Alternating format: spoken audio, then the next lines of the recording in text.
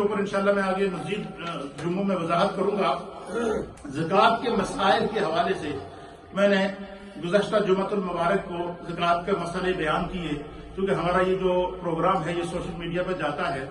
اور پوری دنیا میں سنا جاتا ہے، اور اس کے بیان کے دوران ایک مجھ سے خطا ہوئی، غلطی ہوئی، اس بیان کو مختلف جگہ پر سنا گیا اور مفتی اعظم پاکستان میرے استاد محترم حضرت علامہ مفتی منیب الرحمان صاحب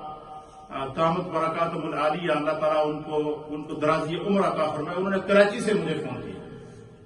اور کہا کہ اس مسئلے کو آئندہ جمعے کو دوبارہ بیان کرو، فرمایا اس کی اور مزید وضاحت بیان کرو تاکہ جو ہے وہ کھل کر اس مسئلے کی مزید وضاحت ہو جائے۔ اس طرح اور علماء اکرام علامہ محمد دین سیالوی صاحب اور دیگر علماء نے کہا کہ اس کو آپ دوبارہ پوری وضاحت کے ساتھ بیان کریں تاکہ لوگوں کو اس مسئلے میں سمجھنے میں آسانی ہو۔ تو اس سے مجھے اتنی خوشی اور اتنا وہ مسرت ہوئی ہے کہ دیکھیں ہم کہتے ہیں نا کہ لاوارث لوگ نہیں ہیں، کہ انسان کہیں پہ آپ یہ میرے استاد محترم کا مجھے فون کر کے یہ کہنا کہ آپ اس مسئلے کو دوبارہ بیان کریں، میری تم تراک کے اندر، عزت کے اندر، علمی مقام کے اندر، مرتبے کے اندر میں نے اور اضافہ سمجھا۔ میں نے پچھلے جمعے یہ مسئلہ بیان کیا تھا زکوٰۃ کا کہ اگر کسی کے پاس جو ہے وہ ایک سے زائد مکانات ہوں، کیا ہوں؟ ایک سے زائد مکانات ہوں تو ایک مکان کے علاوہ باقی مکانوں پر اس کو زکوٰۃ ادا کرنی ہوگی۔ اس پر مجھے استاد صاحب نے کہا کہ اس کا زکوٰۃ اس صورت میں ہوگی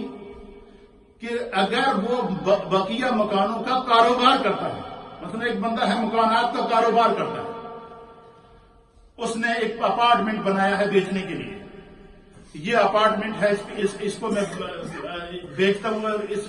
یہ کاروبار ہے، پھر میں اب وہ اس نے ان مکانات کے اوپر جتنی رقم لگائی ہے چونکہ کاروبار کر رہا ہے ان مکانات کا، اب ان مکانات کی مالیت پر زکوٰۃ ہوگی، جتنا ان کے اوپر اس کا اخراجات ہوئے ہیں، جتنا اس نے جتنے میں وہ مکان خریدے ہیں بیچنے کے لیے یا جتنے وہ مکان بنائے ہیں۔ اسی طریقے سے فرمایا کہ کسی نے ایک سے زائد مکان بنائے ہیں اور کرائے پر چڑھائے ہوئے ہیں، فرمایا اس مکان کی مالیت پر زکوٰۃ نہیں ہوگی بلکہ اس سے آنے والا جو کرایہ ہے اس کی انکم کے اوپر زکوٰۃ ہوگی۔ پھر اس کے اوپر آپ نے مجھے مثال دے کر سمجھایا کہ دیکھو وہ اس طرح ہے کہ ایک آدمی نے بہت ساری بسیں رکھی ہیں، ٹرانسپورٹر ہے، اس کے پاس 18 بسیں ہیں، 20 بسیں ہیں، اس نے وہ بسیں خرید لی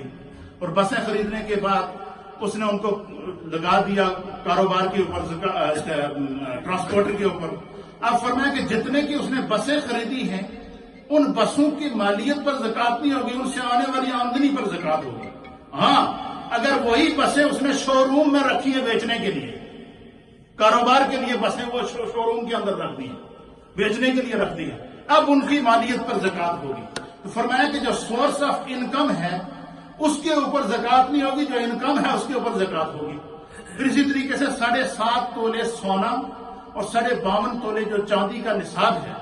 وہ نصاب اس طرح ہے کہ دیکھیں 7.5 تولے سونا جو نصاب زکوٰۃ ہے وہ سونے کا نصاب زکوٰۃ ہے، کہ کسی کے پاس اگر صرف سونا ہے تو 7.5 تولے سونے سے اس کا کیا ہوگا؟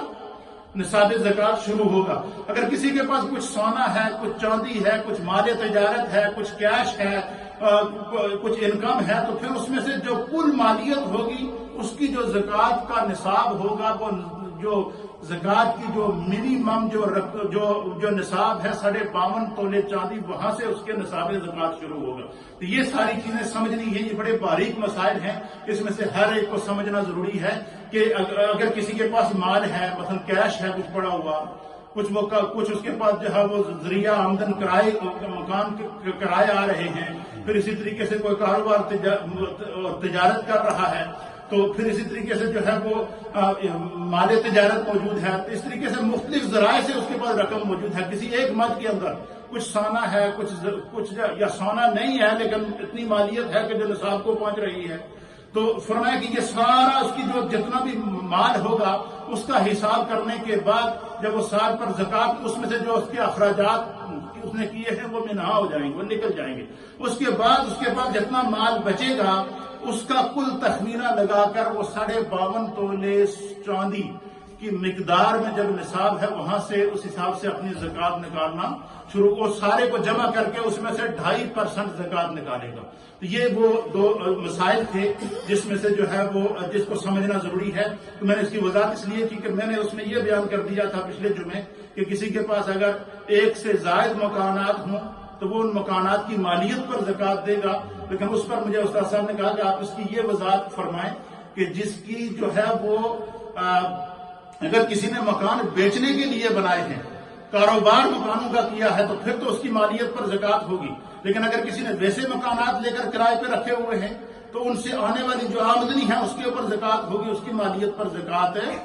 نہیں ہوگی۔ اور زکوٰۃ کا جو مختلف مال سے